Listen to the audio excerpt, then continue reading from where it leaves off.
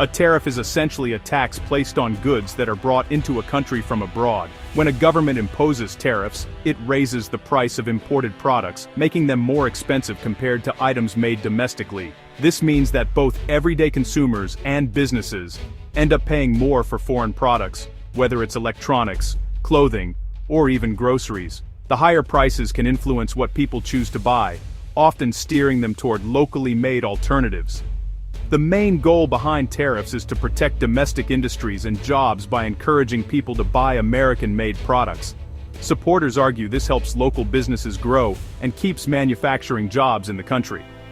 In January 2025, President Trump made tariffs a central part of his economic plan, arguing they would fix what he called unfair trade imbalances, especially with China. He claimed these measures would strengthen the U.S. economy and address long-standing issues in global trade. He introduced a sweeping 10% tariff on a wide range of imports, affecting products from all over the world, not just China. In addition, a 20% fentanyl tariff specifically targeted imports from China, Mexico, and Canada, aiming to combat the flow of illegal drugs into the U.S. Rather than seeking approval from Congress, Trump invoked the International Emergency Economic Powers Act, or IEEPA, arguing that the trade deficit and the ongoing drug crisis represented national emergencies that required immediate action. This move allowed him to bypass traditional legislative approval, but it also sparked a heated constitutional debate over the limits of presidential power and the proper role of Congress in setting trade policy. The new tariffs were broad and far-reaching, impacting everything from shoes and clothing to electronics, machinery, and factory components. Many everyday items suddenly became more expensive. This created sudden uncertainty for businesses that rely on global supply chains, as they faced delays, higher costs, and the challenge of finding new suppliers or passing costs onto customers. Companies across the country scrambled to adapt to the rapidly changing trade landscape, navigating complex new rules and regulations while trying to manage rising expenses and keep their operations running smoothly.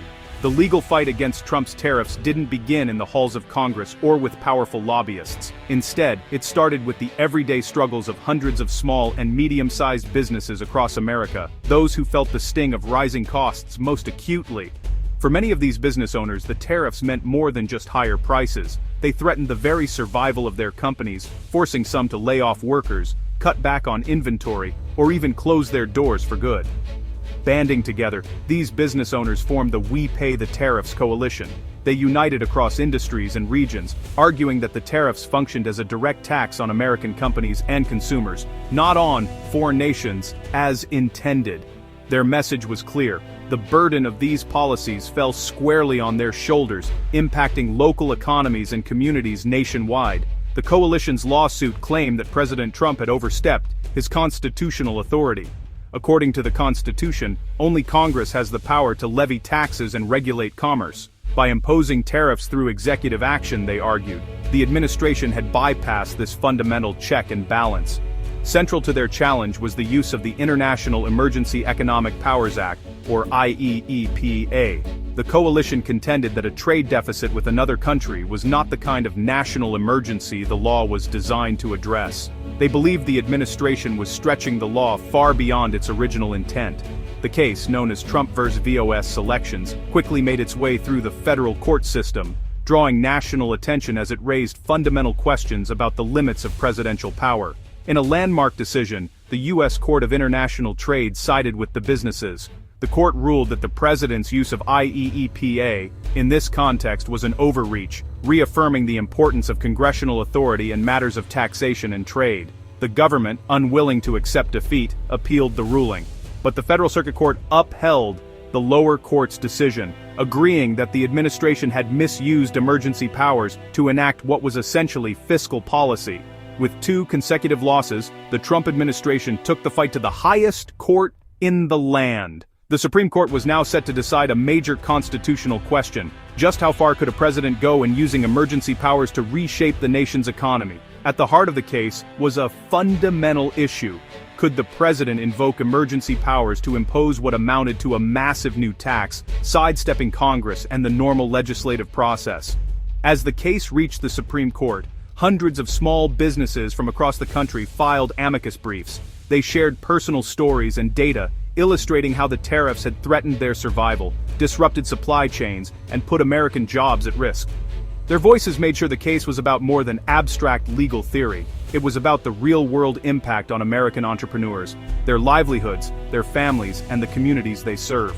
The outcome would shape not just the law, but the future of small businesses across the nation. At the Supreme Court, justices from both the conservative and liberal wings expressed deep skepticism about the administration's sweeping use of emergency powers. The courtroom was tense, with each justice acutely aware of the case's potential to reshape the balance of power between the branches of government. Government lawyers insisted the president needed broad flexibility to respond quickly to economic threats, arguing that national security sometimes demands swift action. But the justices pressed them, asking pointed questions about whether imposing tariffs truly constituted a national emergency, or if it was simply a way to bypass Congress and impose what amounted to a domestic tax. Chief Justice Roberts emphasized that if tariffs function as a tax, then the Constitution is clear. Congress, not the president, should have the final say. He questioned whether allowing the executive branch to act unilaterally in such cases would undermine the legislative process and the intent of the framers. Justice Gorsuch went further, warning that unchecked executive authority could permanently shift power away from Congress, creating what he called an imperial presidency. He cautioned that such a precedent could erode the fundamental checks and balances that protect American democracy. In a landmark decision, the court ultimately ruled that the president had overstepped his authority, stating that the International Emergency Economic Powers Act, known as EPA, was never intended to address ongoing chronic economic issues like trade deficits or routine trade disputes. The decision drew a clear and unmistakable line. Only Congress has the constitutional power to impose broad-based taxes, even when national security is invoked as justification. The ruling sent a strong message about the limits of executive power. By reaffirming the separation of powers at the heart of the Constitution, the Supreme Court underscored the enduring importance of checks and balances in American government, ensuring that no single branch can dominate the others. For small businesses, the tariffs were a crushing blow, not just a policy debate. Companies like Deerstags, a shoe importer, suddenly faced millions in new taxes, forcing them to delay investments, freeze hiring, and consider raising prices. Greenbar Distillery paid over $50,000 in tariffs, about 10% of its annual profits, jeopardizing its ability to grow or retain staff. Many small firms couldn't absorb the costs or shift production, leaving them with impossible choices: risk unprofitability or lose customers. The unpredictability of tariff policy made long-term planning nearly impossible, stalling contracts and investments. Some businesses considered layoffs or automation just to survive. Instead of protecting American industry, the tariffs pushed many small companies to the brink. The economic pain was immediate and widespread, highlighting the real-world stakes of the legal battle. The Supreme Court's decision to strike down the tariffs left the government facing a massive financial crisis. The Treasury now owes importers between $750 billion and $1 trillion in refunds for duties collected under the unconstitutional policy. This sum, already spent in the federal budget, creates a huge hole in government finances. Officials warned that repaying this amount could disrupt government operations, force cuts to critical programs, or require new borrowing. The scale of the refund is unprecedented, rivaling the largest fiscal liabilities in U.S. history. The administration's attempt to bypass Congress has not only been rebuked legally, but has also triggered a fiscal emergency. Managing this trillion-dollar refund will be a defining challenge for the Treasury and the broader economy. The Supreme Court's ruling means lower prices for American consumers, as tariffs on everyday goods are eliminated. Businesses can now import products more cheaply, and economists expect these savings to be passed on to shoppers. Some estimates suggest the average household could save up to $1,000 a year. Lower prices act as a financial boost for families, freeing up money for essentials or savings. The decision also lifts a burden from businesses, encouraging investment, expansion, and hiring. Manufacturing and retail sectors will benefit from reduced costs, making American products more competitive. Even agriculture may see relief as retaliatory tariffs from other countries are lifted. The ruling paves the way for a more dynamic, less encumbered U.S. economy.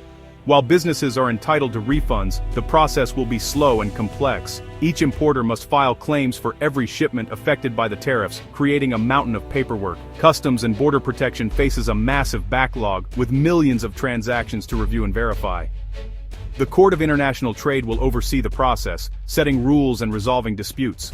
Many small businesses, desperate for cash, may wait months or longer for their refunds.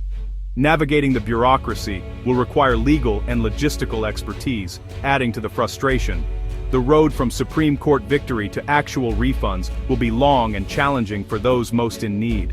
This Supreme Court ruling sets a powerful precedent, sharply limiting the president's ability to use emergency powers for economic policy. The decision clarifies that only Congress can impose broad-based taxes or tariffs, even in times of perceived crisis. Future presidents will have to work with Congress on major trade actions, reinforcing the separation of powers. The ruling is a strong check on executive overreach, preserving the balance designed by the Constitution. Justice Gorsuch's warning about unchecked presidential power resonated, shaping how future emergencies will be handled. The IEPA remains available for true emergencies, but not for routine economic policy. This case will influence how presidents and lawmakers approach trade, emergencies, and the limits of executive authority for years to come.